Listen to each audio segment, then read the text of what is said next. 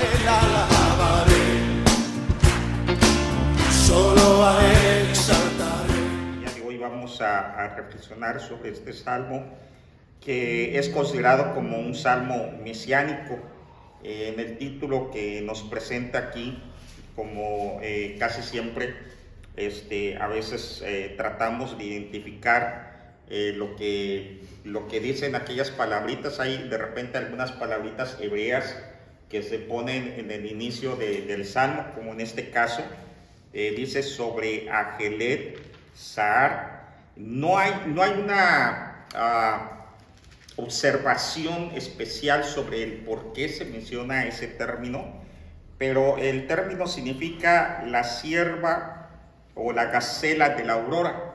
Eso es lo que significa la gacela de la aurora, y la gente no logra identificar el por qué le pusieron de esa forma, por qué habrá puesto ese título, porque no es un salmo, es un salmo mesiánico, es un salmo que si nosotros lo leemos, está hablando del momento en que nuestro Señor Jesucristo fue a la cruz del Calvario. De hecho, allí encontramos algunas profecías bíblicas, y si ustedes quieren pueden observarlo en el versículo 1, versículo 8, versículo 18 y versículo 22. Nosotros podemos ver algunas de las profecías que se mencionan que sucedieron precisamente en el tiempo de la crucifixión, como por ejemplo el versículo 1. Se acuerdan que esa fue una de las frases que nuestro Señor Jesucristo mencionó en la cruz del Calvario, cuando Él dijo: Dios mío, ¿por qué me has desamparado? Luego en el versículo 8, como mencionamos, también es una alusión a lo que el Señor hizo cuando estaba en la cruz del Calvario. Se encomendó a Jehová y la gente le decía, está clamando a Dios, que le libre Dios, ¿verdad? Eso es lo que está apareciendo aquí, lo que sucedió en la cruz del Calvario. Otro versículo, ¿cuál es? Dijimos el versículo 18, repartieron entre sí mis vestidos y sobre mi ropa echaron suerte. Profecía que también se cumplió a través de nuestro Señor Jesucristo. Y en el versículo 22, porque es algo que luego el Señor Jesucristo lo menciona: anunciaré tu nombre a mis hermanos, en medio de la congregación te alabaré. Son algunos de los aspectos que nosotros podemos encontrar en la Biblia, en este capítulo, que nos hablan acerca del sacrificio de nuestro Señor Jesucristo. El Salmo está dividido en dos partes: el sufrimiento de nuestro Señor Jesucristo, versículos del 1 hasta el 21, y después la gloria de nuestro Señor Jesucristo, del versículo 22 al versículo 31. Son las dos partes en las que se divide el Salmo: sufrimiento y gloria. Sufrimiento en la cruz del Calvario y su gloria después de la cruz, después de lo que sucede cuando el Señor Jesucristo es proclamado entre las naciones, y hasta el finalizar de los tiempos, cuando estaremos delante de Él. Estos pasajes son muy mesiánicos, al grado que en el versículo 16 al 18 mucha gente dice: no hay ningún momento en la vida de David, del rey David, que pudiera relacionarse con el texto. Porque si ustedes leen en el versículo 16 al 18, vamos a leerlo, qué es lo que dice la palabra del Señor. 16 al 18 dice: porque perros me han rodeado, me han cercado cuadrillas de malignos, horadaron mis manos y mis pies. Y esto también es profecía de nuestro Señor Jesucristo, ¿verdad? Cuando pusieron los clavos. Pero no hay un momento histórico en la vida de David que digan: a David también le pusieron clavos o le horadaron las manos y los pies. No existe. Luego dice en el versículo 17: contar puedo todos mis huesos, entre tanto ellos me miran y me observan. Que esto habla de la desnudez, porque a Jesucristo le despojaron de toda su ropa. Tampoco hay un evento histórico en la vida de David donde se le mencione que lo desnudaron a él y lo dejaron sin ropa, que se le vieran las costillas, y que aquí, como lo está relatando el salmista. no aparece. Repartieron entre sí mis vestidos y sobre mi ropa echaron suertes, tampoco aparece en la vida de David. Todos estos eventos no están en la vida de David. Por eso es que dicen que este es uno de los salmos más mesiánicos que encontramos, y uno de los salmos más poderosos que nos habla de una referencia sobre lo que Jesucristo iba a vivir en la cruz del Calvario. Así que nosotros podemos también, a través de este pasaje, entender que efectivamente lo que la palabra de Dios se decía se iba a cumplir. Hay gente que a veces no cree, pero aquí nos demuestra la Biblia que antes de que pasaran las cosas, Dios ya lo conocía y profetiza a través de este pasaje lo que iba a vivir nuestro Señor Jesucristo.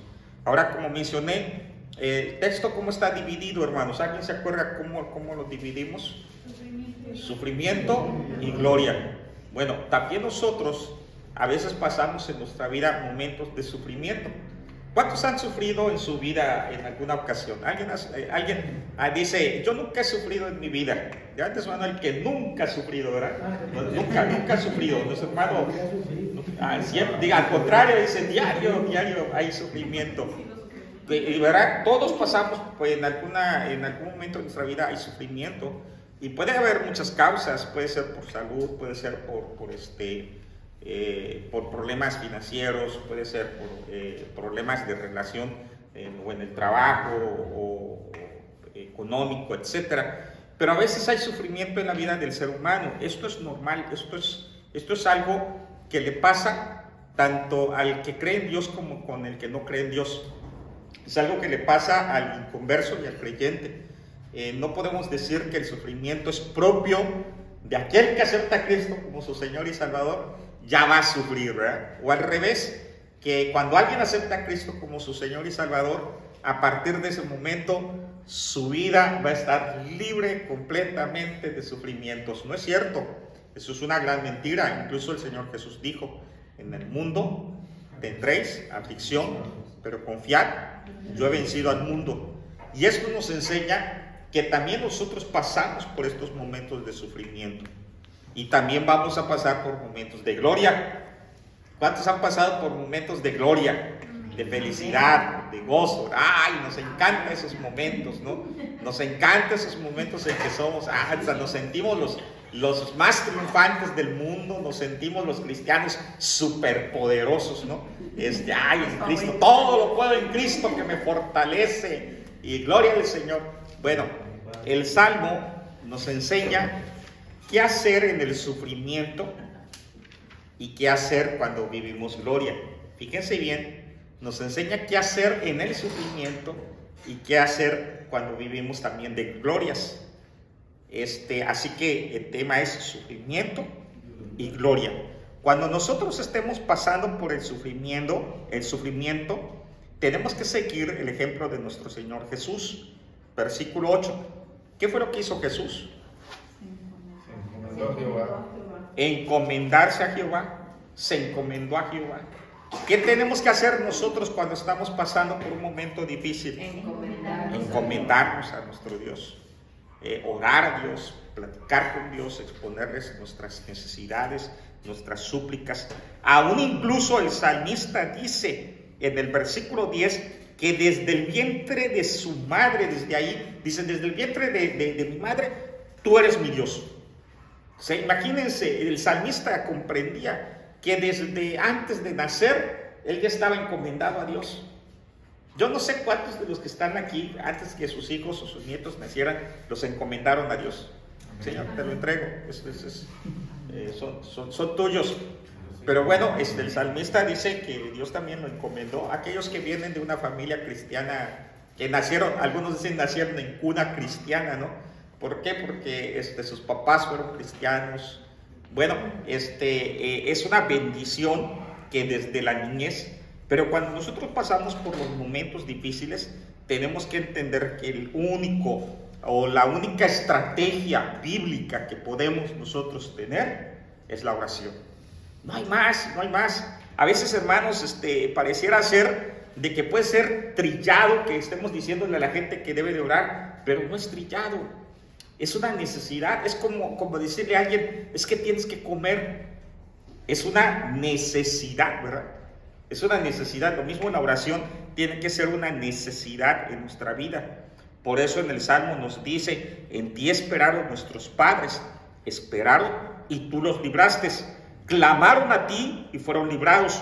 Confiaron en ti y no fueron avergonzados. Versículo 4 y 5, ahí aparece. Nos muestra que la oración es básica cuando estemos pasando por el sufrimiento. Pero dijimos que no es solamente sufrimiento, ¿verdad? Sufrimiento y gloria. Y cuando estás pasando por gloria, ¿qué hay que hacer? Acuérdense que del versículo 1 al 21 habla del sufrimiento. Versículo 22 en adelante habla de la gloria de Dios. Y el versículo 22 y el versículo 25 nos muestran lo que el salmista dice que proféticamente el Señor Jesús también iba a hacer y que nosotros debemos de hacer delante de nuestro Dios cuando pasemos por gloria. Versículo 22, ¿qué dice? Anunciaré tu nombre a mis hermanos. Y esto habla de testimonio.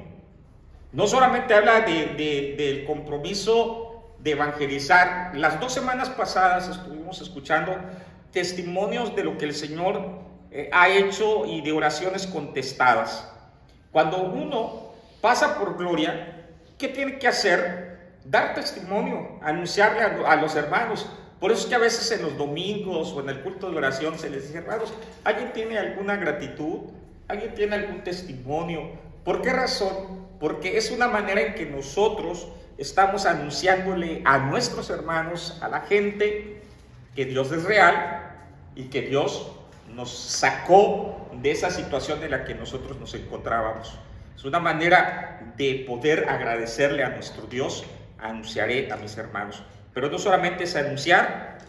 Versículo 22, que dice: en medio de la congregación te alabaré. ¿A cuántos les gusta alabar a Dios? Amén. Y cuando lo hacemos ahí en nuestra casa, pues es bonito, ¿no? Y no sé cuántos cantan cuando se andan bañando o cuando andan haciendo algo, andan poniendo música o cualquier cosa, ¿verdad? Pero es bonito cuando nosotros estamos cantando a nuestro Dios a solas. Pero cuando lo hacemos en congregación, cuando lo hacemos como familia, como iglesia, como cuerpo, es muy diferente. De hecho, la Biblia nos dice que Dios habita en medio de la alabanza de su pueblo. Nosotros tenemos que aprender a alabar a nuestro Dios. Dice el versículo 25: de ti será mi alabanza en la congregación. Y es lo que sucede con nosotros, hermanos. Tenemos que aprender a alabar al Señor. Y cada domingo que venimos, ¿saben qué es lo que hacemos los domingos? Estamos celebrando la grandeza de Dios. Eso es lo que estamos haciendo. Cada domingo es un culto de victoria. Amén. Un culto de donde se exalta al Señor y donde se le agradece a Dios y donde cantamos juntos y alabamos a nuestro Dios. Entonces, en el sufrimiento encomendamos nuestra vida a Dios. Pero cuando hay gloria, cuando hay bendición, tenemos que comprometernos para dar testimonio y tenemos también que comprometernos para alabar al Señor. Porque a veces la gente, cuando ya recibe la bendición, ¿sabe qué hacen cuando ya reciben la bendición? No se vuelven a aparecer en la iglesia, o no se vuelven a aparecer en la congregación. Se olvidaron de ese Dios que les bendijo, y Dios quiere que nosotros le alabemos en la congregación. Y en tercer lugar, en el versículo 25, ¿cómo termina este verso? Su segunda parte: mis votos pagaré delante de los que te temen. Y eso de mis votos pagaré delante de los que te temen, podemos mencionarlo de 2 maneras. Uno, como una ofrenda que el salmista había designado, algo que había hecho y dicho en su vida y que quería entregárselo a Dios. Dice: mis votos te pagaré. Hizo una promesa y lo cumplió delante de Dios, su ofrenda, delante de los que te temen. En el alfolí, presentar nuestra ofrenda delante de Dios, o en el tabernáculo, el sacrificio, etc. No sabemos qué fue lo que hizo, pero por otro lado habla de consagración. Y que esto es importante, hermanos. A veces hemos escuchado el concepto de no hacer compromisos delante de Dios, porque qué tal y si no lo cumples. Voy a decirles algo. La Biblia nunca nos dice que no hagamos compromisos, sino que lo que prometamos a Dios, lo paguemos, lo hagamos.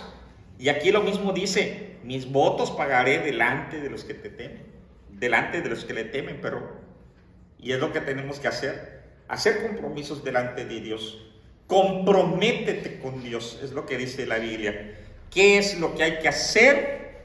Hacer un compromiso y una consagración delante de Dios. Cuando vives en gloria, anuncias, alabas y te consagras. Cuando pasas por momentos de sufrimiento, ¿qué haces? Encomiendas a Dios tu vida. Eso es lo que tenemos que hacer: sufrimiento y gloria. Dios les bendiga. Y será mi alabanza